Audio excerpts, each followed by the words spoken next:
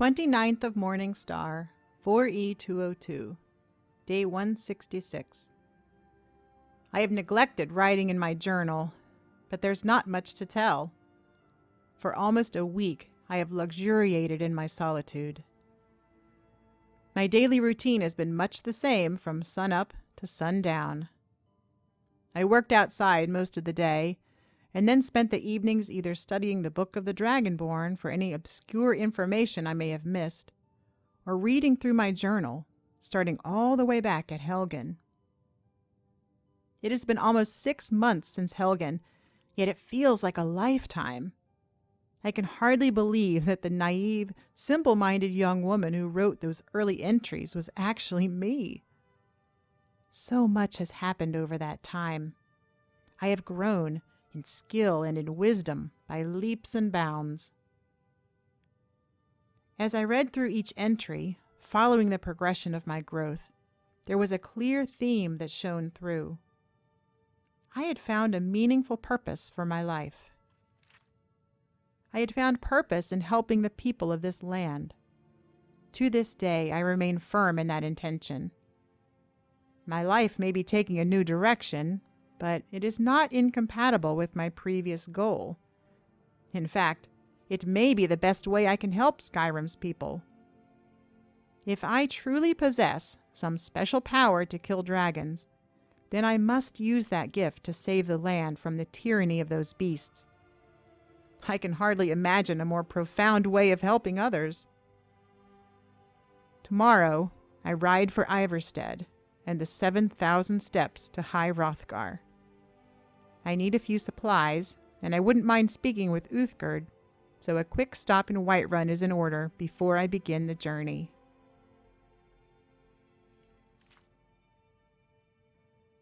Thirtieth of Morning Star, 4E202, Day 167. Traveling the road to Whiterun, Lola and I were beset by another dragon. It was near White Watch Tower, and I was grateful for the help provided by the guards. We defeated the beast, a bit more easily than Myrmilnir, losing only one man to the freezing ice shards from its breath. As I approached the corpse, I once again felt the dragon's power flowing into me. Fortunately, I did not react as violently as the first time. Although I could feel the anger and hatred, it was a more distant and less tangible thing. Unlike my previous experience at the Watchtower, this dragon did not speak. I also did not leave the encounter with any further knowledge of the dragon tongue. It was puzzling. Perhaps the strange occurrences a week ago were simply coincidence? Upon reaching Whiterun, I shopped for supplies before finding Uthgerd at the inn. Meeting that dragon on the trip to town convinced me that I should have someone look after the cottage while I am away.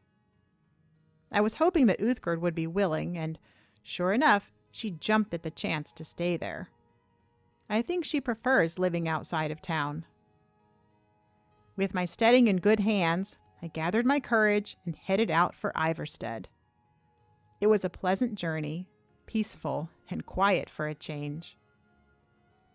I arrived at the inn around mid-afternoon. Rather than risk getting caught on the mountain in the dark, I decided to spend the night in the village and make the climb in the morning. I spent a quiet evening, socializing a bit with the patrons. Before settling down to sleep, I studied a fireball spell that I'd bought a few weeks ago from Farengar. 31st of Morning Star, 4E202, Day 168. Having had a good look yesterday at this mountain I must climb, I bought all the ale, mead, and wine that Wilhelm had to offer. Staying warm on the journey was going to be a challenge. Luckily, the trip up to High Hrothgar wasn't as bad as I expected. I ran into a few frost trolls and some wild animals, but nothing that Lola and I couldn't handle with ease. I met 2 pilgrims along the way, both claiming they like to visit the mountain and meditate on the emblems. These emblems are small monuments located along the trail. There were 10, and each one contained a verse. I did not really understand them, but I took a rubbing of each for further study. High Hrothgar itself was a large, imposing building made of gray stone. I knocked on one of the large, ornate metal doors, and when no one answered, I pushed and found it unlocked. Upon entering, 4 old men in gray robes approached. One of them, Arngir, welcomed me as Dragonborn and confirmed that they were the Greybeards. When I asked if it was true, if I really was Dragonborn, Master Arngir said it remained to be seen. He then proceeded to lead me through a series of tests. Before starting the tests, he asked to hear my voice. I assumed he meant the single word I knew in the dragon tongue, so I spoke the word Fus towards him. Just as before, my voice projected as a physical force, staggering the Greybeards in its path.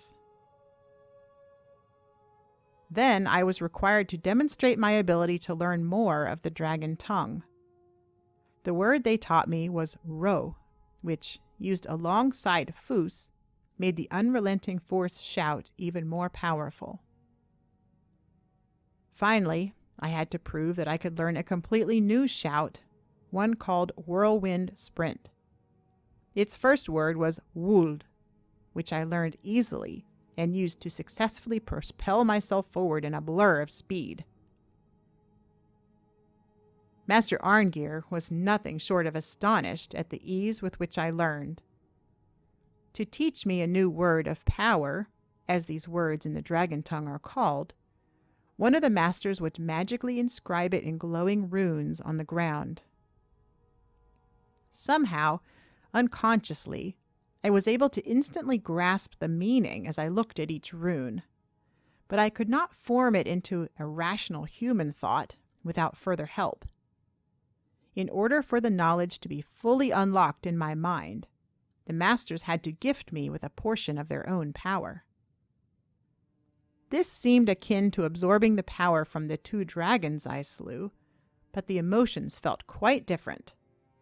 Instead of cold rage or arrogance, it was warm and steady and peaceful, like raising your face into the sunshine on a perfect spring day. The ease with which I passed the first tests was sufficient for the masters to confirm that I am Dragonborn. I cannot yet think or write those words without feeling great discomfort and even disbelief, despite everything the Greybeards have told me.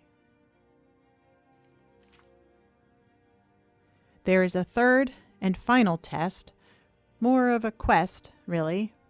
I am to bring them the horn of their founder, Jurgen Windcaller, from his tomb in Ustengrav. For the rest of the afternoon and into the evening, I sat with Master Arngir and asked many questions. He had answers for them all, and even though some of his answers were not completely satisfying, I think he told me everything as best he could. None of the current Greybeards have met a Dragonborn during their lifetime. This is a new experience for us all. The Greybeards themselves are a group of 5 men: Masters Arngir, Bori, Einarth, Wulfgar, and Parthenax. I met the first 4, but I am told I cannot meet the 5th until I am ready. He is their leader and lives in seclusion behind a magical barrier at the far end of the courtyard. There seems much mystery surrounding him. Even his name is strange. Master Arngir is the only one who will speak to me. When I asked him why, he said that the others have voices too powerful for the untrained to withstand. He claims that even a whisper from their lips could unintentionally kill. They follow a philosophy known as the Way of the Voice. spending their lives studying shouts, or Thu'um in the dragon tongue. They believe that shouts should be used solely for worship of the gods. According to Master Arngir, using Thu'um was a relatively common ability for men in ancient times, but they abused the gift, which displeased the gods. Jurgen Windcaller convinced men to use the Thu'um for peace and enlightenment, and thus the Way of the Voice was born. I was not sure what to think about the Way of the Voice, or anything else that I'd learned over the course of the day. My mind was overflowing, and I was exhausted. I decided to bed down for the night next to a brazier in one of the side hallways. Although it was a cold, hard bed, I figured it was still better than being outside in the wind and snow. First of Sun's Dawn, 4E202, Day 169. With the light of day came a renewed sense of determination.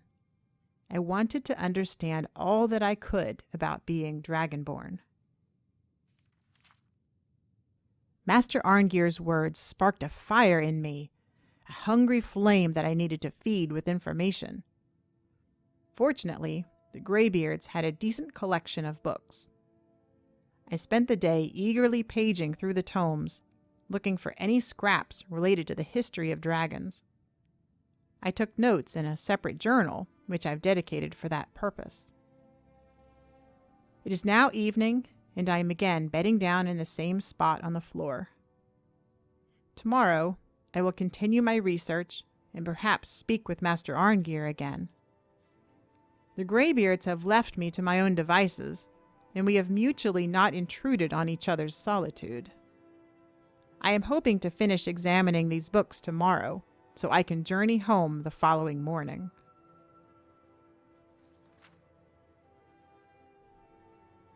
Second of Sun's Dawn, 4E202, Day 170. Today was a success. I completed my review of the remaining relevant books, gleaned all that I could from Master Arngir, and recorded copious notes for further study. I think it is time for me to return home. What I do after that is uncertain. Perhaps I should seek out this horn in Ustengrav. I do not like having my path set by others, yet the Greybeards are my best hope for understanding what is happening to me.